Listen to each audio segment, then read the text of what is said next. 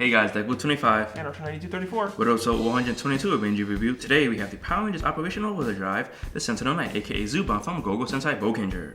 Alright, so now we have the Sentinel Knight. This is actually the first time in Power Rangers that we actually have a role-playing weapon that actually transforms into a human being / robot. So we have the Sentinel Knight in the sword mode.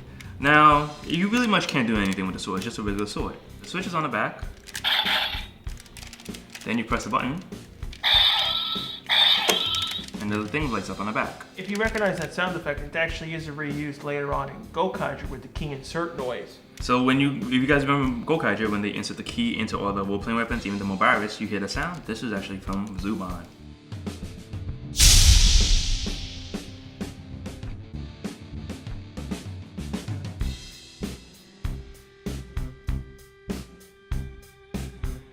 So now we have the Sentinel Knight / Zuban. In this mode, he just fights with the Rangers, and he also combats bad guys. And of course, he talks in the English version. On the Japanese one, he just says "zoo zoo."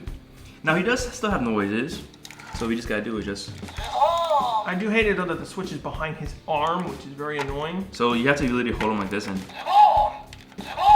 his eyes light up. His eyes light up green, and that's mainly what you can do. He does move the arms, just like regular Megazord do, but... And you can do this with his arms, like, have them straightened out. But you can't move the legs, but you can just turn them because they do turn because of the transformation that he does.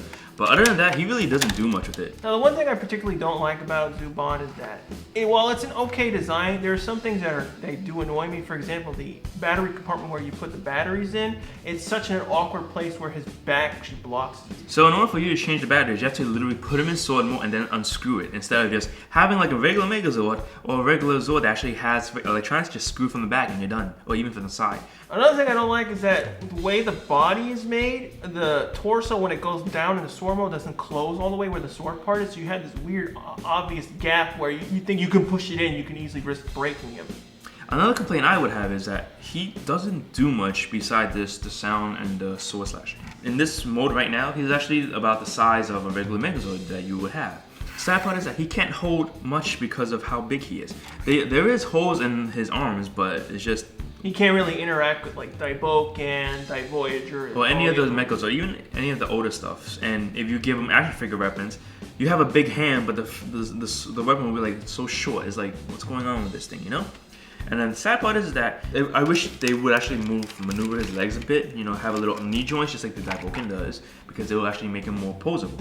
Now, in Operation Overdrive, this is a famous battleizer. Unlike Japan, where they don't use battleizers, the Sentinel Knight became a god / humanoid, then he was the battleizer for Mac in Operation Overdrive.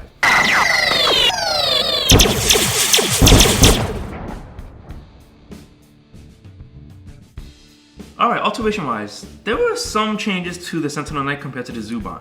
There were some pros and cons. Con for American was we lost the chrome, and we lost, of course, just the sound of Zuban, Zuban. It just has the sound effects for the sword and a few other generic sound effects. That's about it. His eyes did light up. But the eye color was changed to red, and the handle is missing the orange band paint. But the funny thing is that we actually did something better than Japan.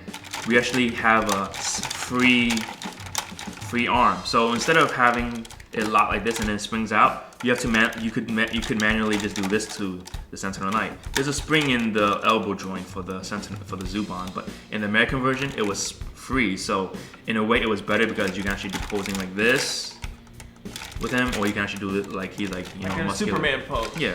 A few other changes are the actual paint application on his shoulders. While they made it a dark gold chrome-esque design, it's really just the orange mold plastic. Other changes are the feet. These gold edgings on the feet haven't been painted in, and the band on his chest has been removed as well.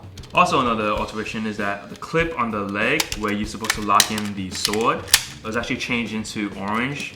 The orange color on the mold. It wasn't changed to clear plastic.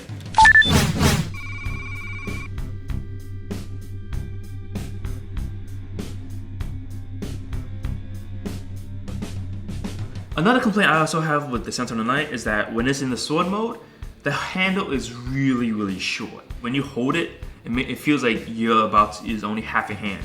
So it's kind of weird because even for a kid, I can see for a kid, it can barely just fit them. Overall, the Zord is nice, but you can't do anything with it. It's one of those Zords where it's like, I like to display him or put him in the sword mode. He's really much not necessary at all to the series because he doesn't do much. He doesn't have any interaction with any of the mechas in the Sentai or the PR line. And he's just mainly much a standalone thing with a little button that you can press for sounds.